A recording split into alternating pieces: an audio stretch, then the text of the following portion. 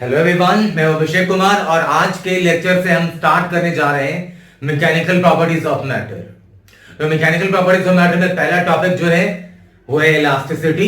तो आप टॉपिक दे दें इलास्टिसिटी।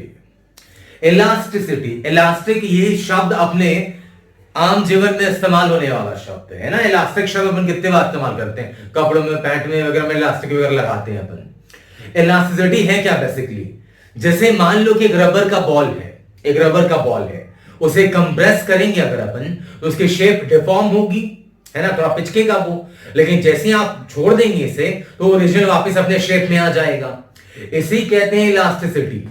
मतलब कि अगर डिफॉर्मिंग फोर्सेस को हटा दें और बॉडी वापस से वही शेप रिगेन करे तो उसे कहते हैं इलास्टिसिटी। क्लियर है बॉडी? मतलब the ability of a body to regain its original shape and size when deforming forces are removed, it is known as elasticity। जो मैंने डेफिनेशन लिख रखा है, लिखने का काम आप करेंगे थोड़ी देर के बाद। तो ये कहलाती है इलास्टिसिटी कि जब डिफॉर्मिंग फोर्सेस हटा दे बॉडी से। डिफॉर्मिंग फोर्सेस क्या होंगी? जैसे मान लो कि रबर का एक बॉल है और दोनों हाथों से ऐसे कंप्रेस किया आपने तो कुछ ऐसा शेप हो जाएगा इसका, है ना, कंप्रेस होगा। लेकिन जैसे ही फोर्स हटाओगे तो वापस अपने राउंड शेप पे आ जाएगा ये। तो ये जो प्रॉपर्टी है बॉडी की, इसे अपन कहते हैं इलास्टिसिटी। अब बेसिकली ये प्रॉपर्टी बॉडीज में जनरेट कैसे होती है तो जरा थोड़ी सी चर्चा करते हैं उसकी। आप चाहे तो टॉपिक दे दें माइक्रोस्कोपिक रीजन फॉर, टॉपिक बाद में देना, एंड में सब मैंने लिख रखा है ताकि उस पर टाइम खर्च ना हो। मैं आपको पहले समझा दूं। किसी भी सॉलिड, कोई भी सॉलिड जो शेप ले रहा है, जैसे ये मार्कर है अपना, ये शेप में है, ये है ना, ये शेप इसका चेंज। ऐसा नहीं है कि मैं सुबह अभी आ रहा हूं तो ऐसा है और सुबह आ रहा हूं तो चिपटा हो गया। हमेशा यही शेप मेंटेन्ड है। तो कोई भी सॉलिड बॉडी का शेप जो मेंटेन्ड होता है वो बेसिकली इस वजह से कि सॉलिड के जो मॉलिक्यूल्स हैं वो हमेशा होते हैं अपने स्टेबल इक्विलिब्रियम पोजीशन वाले पॉइंट्स पे। किसी भी सॉलिड में जो एटम्स या मॉलिक्यूल जो होंगे वो होते हैं अपनी स्टेबल इक्विलिब्रियम पोजीशंस पे, क्योंकि हर मॉलिक्यूल पे इंटर एटॉमिक फोर्सेस लगती रहती हैं। तो उन सारी फोर्सेस का रिजल्टेंट जहां पे जीरो होगा उस पोजीशन पे जाके सारे मॉलिक्यूल्स रेस्ट कर रहे होते हैं, है ना।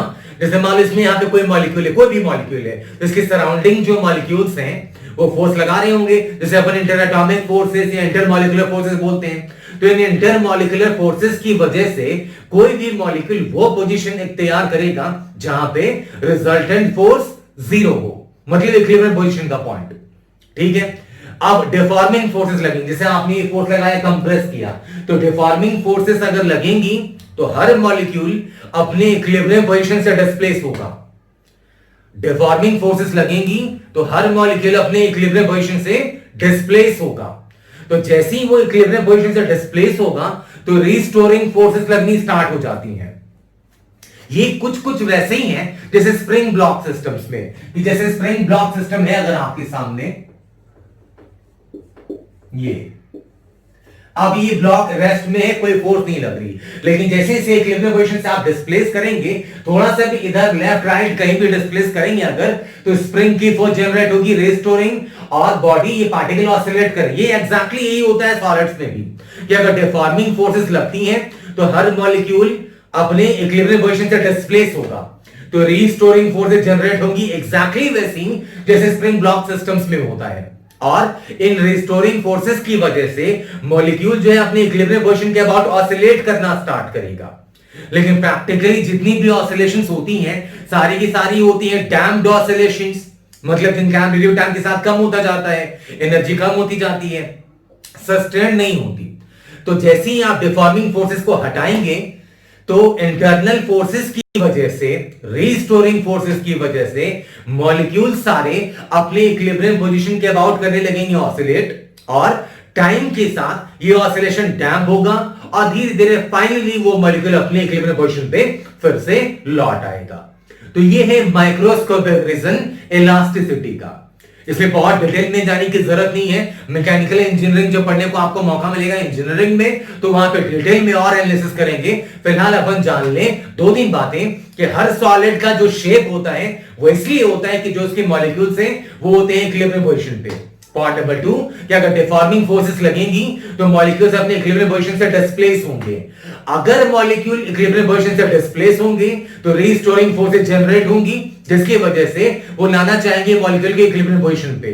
तो मॉलिक्यूल्स अपने इक्विलिब्रियम पोजीशन के अबाउट ये ऑसिलेट करने लगेंगी और ऑसिलेशंस डैम्प होंगे और धीरे धीरे एनर्जी खत्म होती जाएगी और फाइनली मॉलिक्यूल आपको उसी जगह पे मिलेगा जहां पे वो पहले था। मतलब सॉलिड अपने ओरिजिनल शेप साइज को रीगेन कर लेगा। तो ये है माइक्रोस्कोपिक रीजन फॉर इलास्टिसिटी। और ये कुछ सर्टेन पॉइंट्स हैं, आप जल्दी से स्क्रीन पॉज करके ये सारी चीजें मैंने लिख रखी हैं, आप नोट कर लें।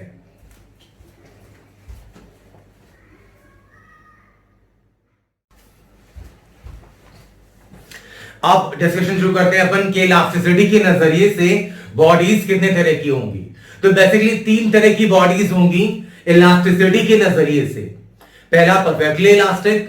परफेक्टली इलास्टिक मतलब वैसी बॉडीज कि अगर आप डिफॉर्मिंग फोर्सेस हटा दें बॉडी में से, मान लो ये बॉडी रबर का बॉल है, आपने कंप्रेस किया हुआ है, डिफॉर्म किया हुआ है, जैसे ही हटा दी तो वापस अपने शेप पे आ जाएगा। परफेक्टली इलास्टिक बॉडीज मतलब कि अगर डिफॉर्मिंग फोर्स हटा दे तो बॉडी अपने ओरिजिनल शेप एंड साइज को रिगेन कर ले, उसे कहते हैं परफेक्टली इलास्टिक। नाम में उसका डेफिनेशन है। सेकंड कैटेगरी आती है ऐसी बॉडीज की जिनमें कुछ डिफॉर्मेशंस रह जाती हैं डिफॉर्मिंग फोर्सेस को हटाने के बाद भी। मान लो प्लास्टिक, पतली सी प्लास्टिक का बॉल है, कभी कभी पिचकाया आपने तो आ जाता है पूरा शेप में, लेकिन कभी कभी फोर्स लगाते तो पिचका ही रह जाता है वो। तो कुछ वैसी बात कर रहा हूं मैं कि अगर डिफॉर्मिंग फोर्सेस को हटा दें फिर भी बॉडी अपने ओरिजिनल शेप एंड साइज को रिगेन ना कर सके तो उन्हें कहते हैं पार्शियली इलास्टिक बॉडीज। तो पूरा शेप अगर रिगेन कर ले तो परफेक्टली इलास्टिक, पूरी शेप रिगेन ना कर पाए, कुछ डिफॉर्मेशंस रह ही जाए बॉडी में डिफॉर्मिंग फोर्स हटाने के बाद, तो वो कहलाती हैं पार्शियली इलास्टिक बॉडीज। और फाइनली परफेक्टली इनइलास्टिक मतलब ऐसी बॉडीज जिनमें शेप एंड साइज रिगेन करने की कोई भी टेंडेंसी नहीं है। अगर आप जैसे आप मान लो आटा, गूदा हो आटा, कि अगर मान लो गोल सा आटा है, अगर पिचका दिया तो पिचका, खींच दिया तो खिंचा हुआ, वैसा कुछ। मतलब कि अगर बॉडी में बिल्कुल भी टेंडेंसी ना हो अपने शेप एंड साइज को रिगेन करने की तो कहलाती है परफेक्टली इनइलास्टिक बॉडीज। तो इलास्टिसिटी के नजरिए से 3 तरह की बॉडीज हैं अपने पास। परफेक्टली इलास्टिक जो पूरा शेप रिगेन कर ले, पार्शियली इलास्टिक जिसमें कुछ डिफॉर्मेशंस रह ही जाएं, परमानेंट डिफॉर्मेशंस, और तीसरा परफेक्टली इनइलास्टिक मतलब जिन बॉडीज में बिल्कुल भी टेंडेंसी नहीं है अपने शेप एंड साइज को रीगेन करने की।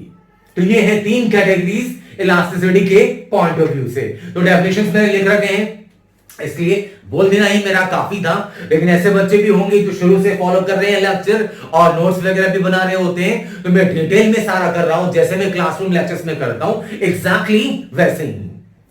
तो हमने इलास्टिसिटी क्या होती है ये पढ़ लिया, माइक्रोस्कोपिक रीजन इलास्टिसिटी का क्या है ये पढ़ लिया, और इलास्टिसिटी के नजरिए से बॉडीज कितने तरह की होंगी ये पढ़ लिया। मतलब ओवरऑल देखें तो इलास्टिसिटी का इंट्रोडक्शन हमने इस क्लास में कर लिया। अब अगर कोई बॉडी डिफॉर्मिंग फोर्सेस के इफेक्ट में है, इस मार्कर को मैं कंप्रेस करूं दोनों तरफ से फोर्स लगा के, तो डिफॉर्म करने की टेंडेंसी होगी इसमें। तो अगर कोई भी बॉडी डिफॉर्मिंग फोर्सेस के इफेक्ट में है तो डिफॉर्मिंग फोर्सेस के इफेक्ट में है तो 2 चीजें नजर आती है वहां पे, स्ट्रेस और स्ट्रेन। तो स्ट्रेस और स्ट्रेन की चर्चा मैं अगले लेक्चर में करूंगा। आज हमने इलास्टिसिटी का बेसिक कॉन्सेप्ट पढ़ लिया कि इलास्टिसिटी बेसिकली है क्या। तो मिलता हूं मैं अगले क्लास में नए टॉपिक के साथ, तब तक पढ़ते रहिए, रिवीजन करते रहिए। Thank you so much. जय हिंद, जय भारत।